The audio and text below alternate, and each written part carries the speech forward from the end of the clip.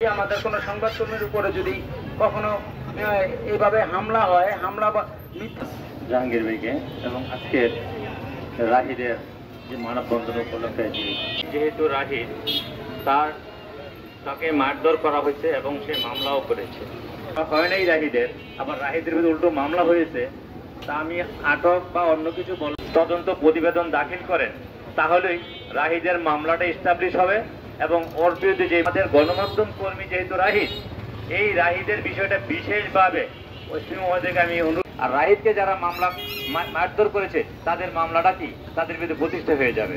কিন্তু তদন্তের মধ্যে এই মামলা প্রতিবেদন দাখিল করার জন্য আমরা বিনীতভাবে অনুরোধ করছি।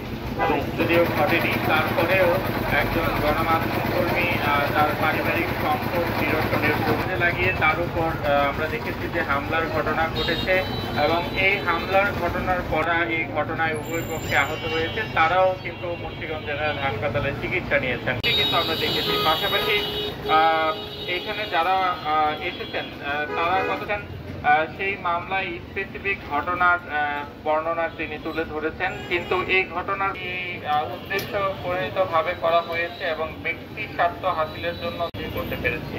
তো যারাই আসলে এই ধরনের সমীকরণ মিলিয়ে আসলে মিথ্যা, তো সবকিছু মিলিয়ে এই যে একটি ঘটনা ঘটেছে সেই ঘটনাটির নিন্দা তদন্তের দাবি জানাচ্ছি।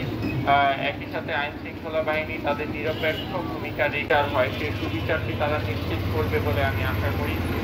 তো আজকে আমাদের সকল সহকর্মী উপস্থিত সবাইকে ধন্যবাদ জানাচ্ছি।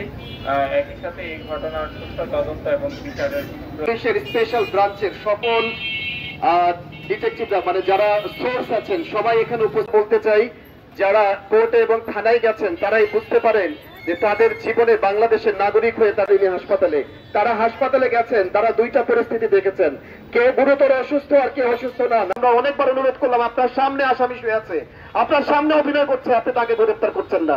পরে বলছে যে ছেলেটি কাজ করছেন সংবাদকর্মী হিসেবে, তার সুনাম এই জেলায় সবাই জানেন, কখনো কোনো দুর্নীতি কোন তারা বলছে 7 দিন হয়ে যাওয়ার পরও গ্রেফতার করছে না, বলছে এটি তার পারিবারিক বিষয়।